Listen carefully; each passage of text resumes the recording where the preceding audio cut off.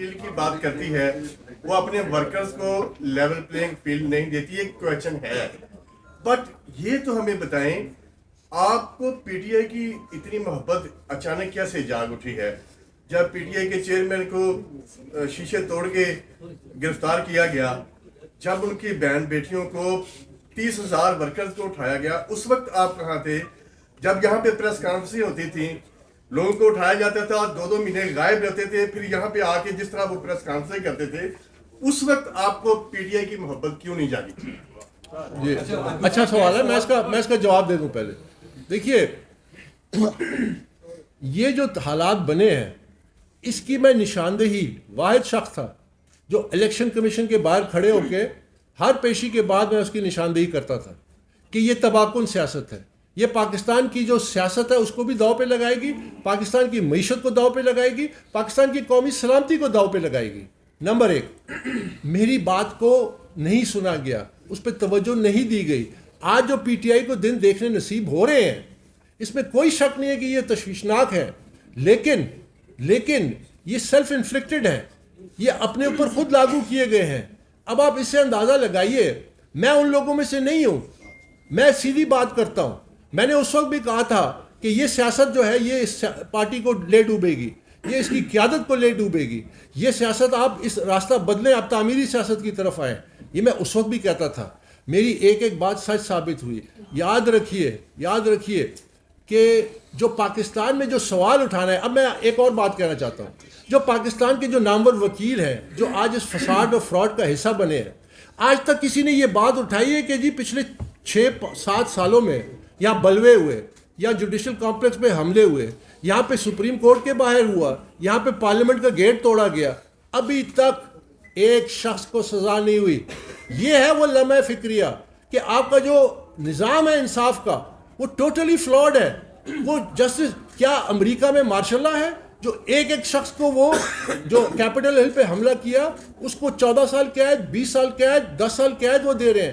France میں بلوے ہوئے سائی رات عدالتیں بیٹھی، وکیلوں کو آدھا گھنٹہ ٹائم دیا ڈیفینس کا، فیصلے سنائے گئے. پاکستان میں جب تک آپ ریٹ آف دا اسٹیٹ قائم نہیں کریں گے تو یہ بات جو آپ کہہ رہے ہیں، میں تو 8 سال اس کی اجاگر کرتا رہا کہ یہ آنے والا ہے یہ برا وقت، اور میرا سارا ریکارڈ آپ کے سامنے ہے اور میڈیا کے سامنے ہے.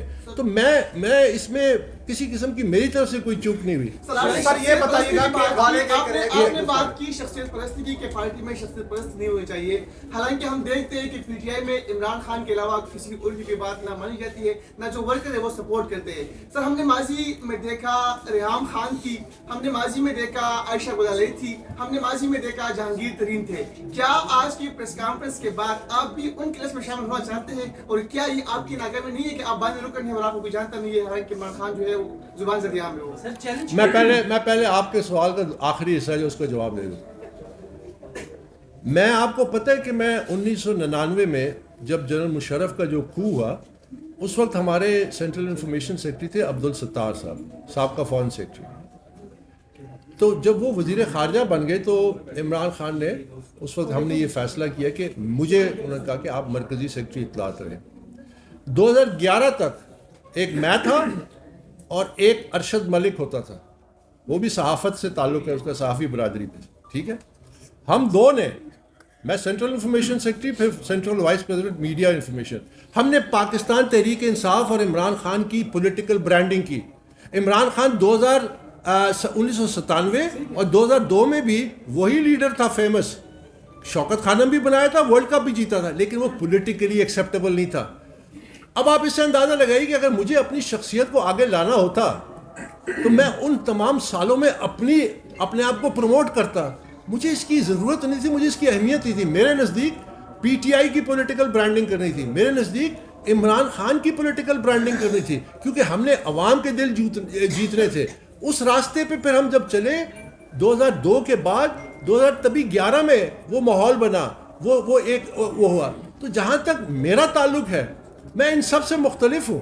میں جو کہتا ہوں اللہ پاک کے کرم سے مجھے بڑی بات سے بچائے وہ سچ ثابت ہوتا ہے. کیا میں نے کل جو نشاندہی کی تھی آج سچ نہیں ثابت ہوئی؟ کیا میں نے جو الزامات لگائے فارن فنڈنگ پہ آج وہ سچ ثابت ہو نہیں چکے؟ تو میں آپ سب کو، اور دوسری بات جہاں تک آپ، یہ بڑا اہم سوال ہے، کہ جی عمران خان اور اس کا ورکر یہ جو کلٹ فالوئنگ والا کلچر ہے یہ 2013 میں نہیں تھا, یہ 2016 میں نہیں تھا, یہ ایک میڈیا کے ذریعے آپ مجھے روزانہ 1 گھنٹہ آدھا گھنٹہ نیشنل ٹی وی پہ فری ٹائم دیں, آپ 6 مہینے بعد دیکھیں کہ میری کدھر فالوئنگ پہنچتی ہے. یہ ایک کنسٹرکٹ کیا گیا. نیلسن منڈیلا سے بڑا لیڈر کوئی نہیں تھا, یہ آپ مانتے ہیں. نیلسن منڈیلا کی فالوئنگ شاید اس سے کوئی ساری دنیا میں اس کی وہ تھی, اس کی بھی بڑی فالوئنگ تھی, اس کا سارا ووٹ بینک تھا, لیکن وہ لیڈر تھا.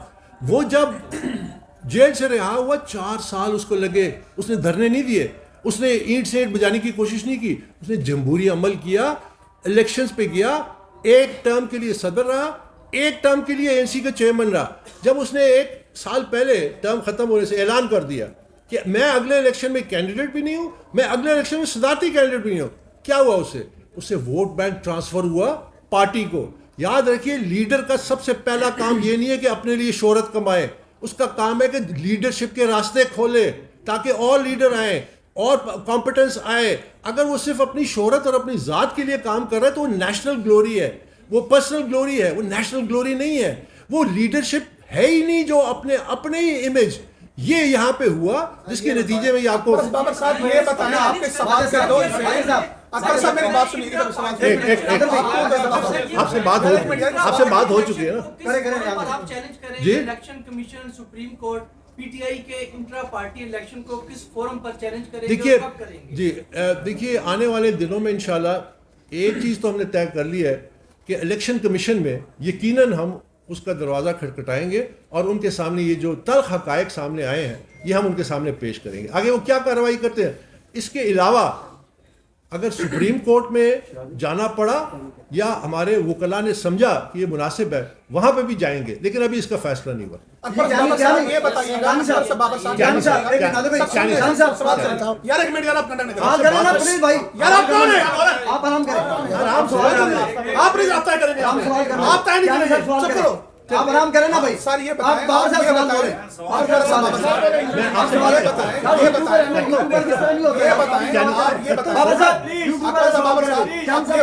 جی ابھی اپنی حقیقت بتانا چاہتے ہیں. ہاں کیانی آپ صاحب کون ہیں یار یہاں پہ کس نے کیانی صاحب جی جی جی کیانی صاحب 13 سال بعد کل آپ جب سیکریٹریٹ گئے جی وہاں پر آپ کے پرانے دوستوں سے ملاقات ہوئی.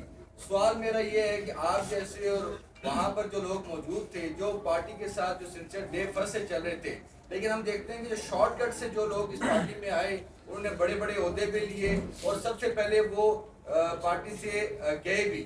اور اب کی جو پوزیشن ہے جو بکلان جو ابھی فیس بنا ہوا ہے PTI کا, اس تمام سینیریو کو کیسے دیکھتے ہیں آپ؟ دیکھیے یہ پاکستان تحریک انصاف نے لگتا ہے کہ ابھی تک کوئی سبق نہیں سیکھا.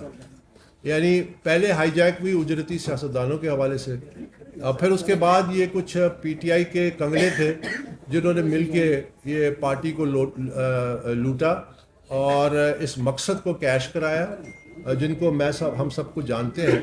اور اب یہ کچھ وکلا چہرے سامنے آئے ہیں. مجھے افسوس سے کہنا پڑتا ہے کہ اب جیل سے جو باہر آ کے جو کہتے ہیں کہ جی سب سے پہلے تو چیئرمین کا یہ حق ہی نہیں ہے کہ وہ نامنیٹ کرے, یہ ورکر کا کام ہے کہ وہ فیصلہ کرے. جو امیدوار بننا چاہتا ہے وہ اس امیدوار کا حق ہے, یہ ڈیموکریسی ہے. تو ایسے لوگ جو آئے ہیں جن کا PTI سے کوئی تعلق ہی نہیں ہے, جو کسی اور سیاسی جماعت میں رہے ہیں, اس کا کینڈیڈیٹ رہے ہیں, ان کا کیا میرٹ ہے؟ آپ یہ سوچئے کہ PTI کا ورکر کیا صرف اس کام کے لیے کہ اس کو جیل میں ڈالا جائے, اس کو سڑکوں پہ لا کے اس کی پٹوائی کرائی جائے اور اس کا کوئی پوچھنے والا نہ ہو, وہ جیلیں کاٹے؟ کیا اس لیے PTI کا ورکر بنا ہے؟ کیا PTI کی ورکر کی اتنی اہمیت ہے؟ اس کو یہ اختیار کیوں نہیں دیا گیا کہ وہ اپنی قیادت کا فیصلہ کرے؟ کیوں ایک ایسے شخص کو نامنیٹ کیا گیا جس کا PTI سے کوئی لینا دینا نہیں ہے؟ تو یہ تو بہت خوفناک ایک عمل ہوا ہے جس سے پاکستان تحریک انصاف کو بہت نقصان پہنچے گا. جی اب آپ پوچھیں. سر اس سوال کے دو حصے, ایک تو یہ کہ زاہد صاحب کا سوال کا اپنا پراپر جواب نہیں دیا, میں دوبارہ اس کو ریفریز کر دیتا ہوں کہ 13 سال بعد یعنی کہ 13 سالوں میں کئی انٹرا پارٹی الیکشن ہوئے, آج تک آپ کسی الیکشن میں کیا حصہ لیا؟ اگر نہیں لیا تو کیوں نہیں لیا, اور آج اچانک آپ کو یہ محبت کیوں جاگی؟ ایک بات. دوسرا, آپ نے امریکہ کا حوالہ دیا, فرانس کا حوالہ دیا. سوال یہ ہے کہ امریکہ اور فرانس میں کہاں ایک پریس کانفرنس کے ساتھ قومی اداروں پر حملے کرنے والوں کو معاف کیا گیا, یا جن کے بارے میں ہمیں یہ بتایا گیا کہ 23 جو ہے ان کی کالنگ جو ٹریس ہوئی ہے مراد راز کی, اور اس کے بعد وہ اس نے پارٹی چھوڑی اور اس کے سارے گناہ معاف ہو گئے؟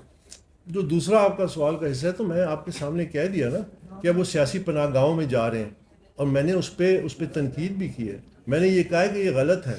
میں نے یہ بھی کہا ہے کہ کل کا ہیرو آج کا ورن اور آج کا ورن کل کا ہیرو بنتا ہے. یہ ختم ہونا چاہیے سلسلہ. ہمیں شخصیات سے بالاتر ہو کے ہمیں فوکس کرنا چاہیے کہ رول آف لا کو نافذ کریں. میں نے اس کی آپ کو مثالیں دی کہ میں انصاف کا مطالبہ کروں گا کہ جس شخص کے خلاف جو ثبوت موجود ہے عدالت کے مطابق کارروائی کرے. جہاں تک محبت کا تعلق ہے یاد رکھیے کہ یہ میری محبت کی عکاسی تھی کہ میں نے سب سے پہلے پاکستان تحریک انصاف کو عمران خان کے جو وکیل ہیں جو تھے former attorney general of Pakistan Anwar Mansoor Khan, انہوں نے الیکشن کمیشن آف پاکستان میں عمران خان کا ایک مراسلہ جو انہوں نے مجھے دیا تھا, جو میں نے ڈسکلوز نہیں کیا, میں نے آپ سے بھی نہیں شیئر کیا, اس میں وہ پڑھ کے سنایا جس میں عمران خان مجھے کہتے ہیں کہ آئی پینڈرڈ یو, میں نے آپ سے بہت لاڈ کیا, I forced you to take responsibilities, میں نے آپ کو زبردستی عہدے دیے, you were the number 2 in the party. تو میری محبت کا یہ عالم تھا اس پارٹی سے کہ پارٹی کا نمبر 2 کی حیثیت میں نے کہا یہ جس راستے پہ جا رہے ہیں یہ اس ملک سے دھوکہ ہونے جا رہا ہے. میں اس کے سامنے کھڑا ہو گیا کیونکہ عمران مجھے کہتا تھا کہ اکبر میں راستے سے ہٹا تو کھڑا ہو جانا, اگر تو جائے گا میں تیرے سامنے کھڑا ہوں گا. ہم تو وہ لوگ تھے. دیکھیے یہ تحریک انصاف جو یہ ایک بڑی اسپیشل جماعت بنی تھی. ایک موقع اب آ گیا آپ کے پاس کہ پارٹی چیئرمین جیل میں ہے اور اس وقت ضرورت نہیں ہے کہ جو پارٹی ورکر جو مشکلات کا شکار ہیں جیلوں میں ہیں ان کی رہائی کے لیے آپ جو ہے کردار